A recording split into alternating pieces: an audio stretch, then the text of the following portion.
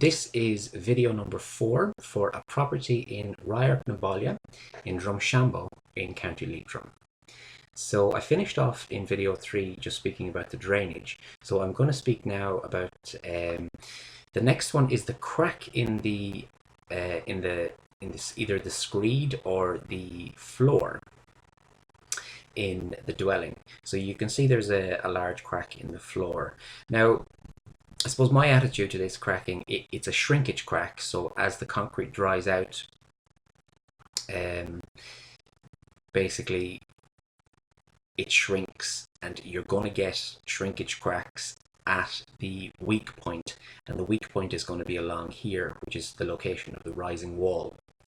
Now for me, it's not a significant structural problem. It's really just an aesthetic problem, in that if you were to decide to tile this floor, I would be worried that that crack might propagate up through the tiles. So my preference would be to put down a timber floor to stop that from happening. Now, if you wanted to tile it, I suppose you might take advice from a tiler and just ask him, how likely is it that that's going to propagate through, and is there any underlay that I can use, or is there any detail I can use to limit the chances of it happening? The one thing I would do is fill the crack with grout, with a non-shrink grout, which might help to eliminate the chances of a crack propagating up through the floor to a tiled floor. Now, the next series of pages are basically just a schedule of window and door defects. So this is the ground floor plan here. Now, and I'll get rid of this ribbon here. Auto hide the ribbon. So this is the ground floor plan. Now, there were 5 window and door defects basically that I noted when I went through them all. The first one here, so they're numbered here. There's number 1 at the door. There was a slight problem here with the window. Another problem here with this window, number 3. Number 4 at the front door, there were 2 slight defects there. Number 5 here at this window. So there's the location of them. So this is a description of the 5 defects here, and you can go through them at your leisure. Now, I did point out here that when you're doing repairs to windows and doors, that you generally don't get larger companies that also make windows and doors. I wouldn't get them to do repairs for me, because they don't really like doing repairs, because there isn't much money in it for them.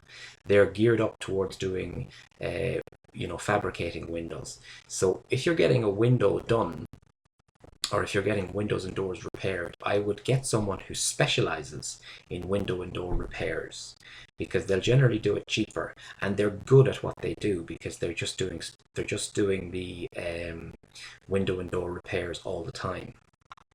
And you can completely recondition a window. You can replace the seals around the window frame. You can replace the panes, and you can replace the locks and the hinges. You can replace pretty much everything on a window apart from the PVC frame. So you can recondition windows, and it's much cheaper than taking out the window. Now, I've mentioned this guy's name here, David McManus. He specializes in window and door repairs. It's all he does, and I've had good reviews from him, so I always recommend him. So this is your ground floor defect number 1. Again, as I say, it's at the rear door. This rear door here, by the way, the key for the rear door is under a brick in the footpath over here, under a block in the footpath. That's where it was when I arrived on site, so that's where I put it back. Now, this door is basically, it's not hanging correctly. It's not aligned correctly with the door is not aligned correctly with the frame. It probably used to be, but there seems to be a little bit of movement, probably at the hinges, and the door hits the frame when it closes. It does close, but it takes a bit of a jolt to close it. So that door needs to be adjusted slightly. Now, this is the window defect number 2. Basically, the cover here is missing. That's just the vent cover is missing, and you're getting a little bit of driving rain coming in, and it's a little bit messy looking on the inside, so you need to replace that cover. There's a little bit of damage to, this is the living room. This is ground floor defect number 3. One of the living room windows got damaged slightly here. And I'm not sure if that can be repaired. He might be able to replace this strip here. Because oftentimes when they replace the window panes, what they do is they have to remove this external fillet piece here so they can take out the pane. So he might even be able to replace that. But you can see it's been damaged. Something hit it there. The front door, this barrel lock is missing. They probably lost the key and then had to remove the lock, or whatever happened. That lock needs to be replaced. And again, at the front door, again, I've just called this defect number 4. There's just a lot of dirt and detritus down here, and I think that's why the door is quite stiff and sticking. But once that's cleaned out, I would say the door might actually open and close without binding to the frame. Defect number 5, that's what I call the front office anyway. That's the location, defect number 5. It's just a cracked window pane. So the external window pane is cracked. So again, as I say, the window repair specialist will be able to replace that window pane, no problem, without replacing the window. He will basically remove these fillet strips. He normally removes the external fillets. Then he can lift out the pane, replace it and put them back. And he can do it very quickly for a fraction of the price of replacing the window. This is this is the first floor plan. Again, just a schedule of window and door defects. So there's the location of, that's the front of the building there. That's the location of defect number 6. And then we have number 7 and number 8. So that's just the location map. That's a description of the problems for 6, 7 and 8. So that's the location of number 6, defect number 6. Again, you can just see that the vent cover is missing. Number 7 is the location of number 7. If I was to go on to the next page, that's actually number 7 there. But zoomed in, if you zoom in on it, you can see here, it's just that this is missing from the vent cover. And I'm not sure if you'd be getting a draft through that, but if you're getting somebody out to do the repairs, I would get them to repair that as well, because you might get a draft through there. I'm not sure if that's just an aesthetic thing. The other main defect was the doors, these double doors at the back. There was no key that I could see for me to open and close and test these doors. I don't know whether they have a key for it or not. There does seem to be a problem with this lock here, in that the handle moves. I can operate the handle up and down. And generally when the door is locked, you can't do that. Like this door, this side, I can't move that handle. It doesn't move because the door must be locked. So that appears fine. But this one moves. So there may be a problem with that. But I couldn't test it fully because there was no key. Okay, that's the end of the window and door defects. So there is, some substantial roof steel up there. Because it's a 1.5-story construction, you often have to provide roof steel. They have provided the roof steel and it looks to be sized fine. There was just this connection detail here that I didn't like. You can see the gap there between this steel, this steel beam is coming in resting on this steel beam here. And there's a gap there. There should not be a gap there, because if you have a gap, that means the bolts are there's going to be a lot of twisting put on those bolts, and there really shouldn't be. So what I would recommend is to get a builder to pack that with steel shim, and he'll have a steel shim. He can just pack it in and tighten up the bolts so that you don't get any movement along here. I just didn't like the way that was finished, but it's not a big job to pack that with a steel shim and tighten up those bolts. Now, the only other things I was going to point out was the insulation on this is the flat portion of the attic.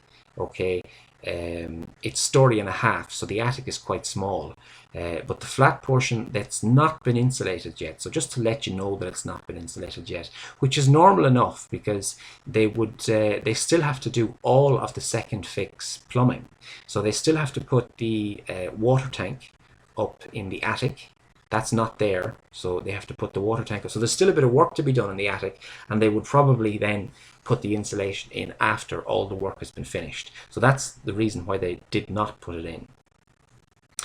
But on the horizontal portion of the ceiling, where, you know, that's for story and a half construction, they have actually put the insulation in there. That's all been well insulated.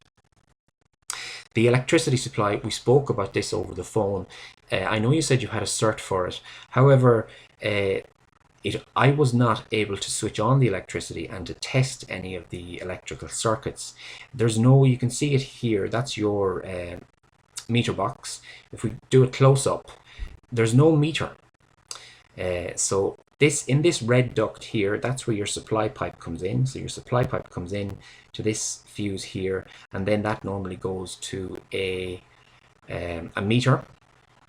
And then, now, I don't know if there ever was a meter, or, you know, it's been removed, but there's no meter there at the minute. There's no facility for me to test the power. I took a reading on this. This is the cable, the main feed cable that comes in. It's inside this red duct. There doesn't seem to be any power coming to that. So there's no power coming to the house. So it's been switched off probably at a box out on the main road or something. There doesn't seem to be any power coming to the house at all. So I wasn't able to do any testing. But, you know, all of the wiring, I suppose, or most of the wiring, most of the second fix wiring seems to be done. It looks fine to me. There's some of it that's been unfinished, that needs to be finished. Some of the second fix needs to be finished, the second fix wiring. Okay, so that's just a closer view again. So the supply is in there in the red duct, and again, there's no power coming to that. Now the water supply, we mentioned the water supply, so you do have water supply coming to the property. This black pipe here, you can just see it's cast into the concrete floor. So this is the kitchen, it's cast into the concrete floor. This is the supply pipe, the main supply pipe that comes into your house. That black pipe there. It is live, there is water there. So there's a little, you can't really see it, but there's a little lever here that if you turn, that allows water to flow. And that's the main feed. So temporarily, they have added on this this line of flexible pipe. And the reason it's so long is probably they've been using this as water supply throughout the whole of the property during construction. So they could take this pipe to anywhere in the building and they would have water supply. The end of this pipe here has just been neatly tucked into this soil stack, just in case it leaks. But on the end of that soil pipe, you can lift it out, and you can, there's a little knob on it, you can twist it, and you have water supply. So that is live. There is water supply coming to the house. And externally, that's the location of your water meter there. That's your water meter. And again, it's live. So your water feeder is it's coming in somewhere here, and it's going into the house at this location, and you have water. So that's the end of the report. So what I'm going to do is I'm just going to quickly go back to the summary. I did the summary here. So that's your summary. So just in summary, your property, it's above average, which is 2 steps above average. So I would, you know, I would say all of the problems are reasonably minor, and I would have said, you know, I can't see any reason not to go ahead. But if you want to go through anything in further detail, and, you know, when you go through the report, there may be 1 or 2 sections where you'd like to just discuss it through in further detail, you can give me a ring on the phone anytime. It's easy talking through things on the phone. I'm available anytime to do that, so that's going to be no problem. And the best of luck with it. All right, bye.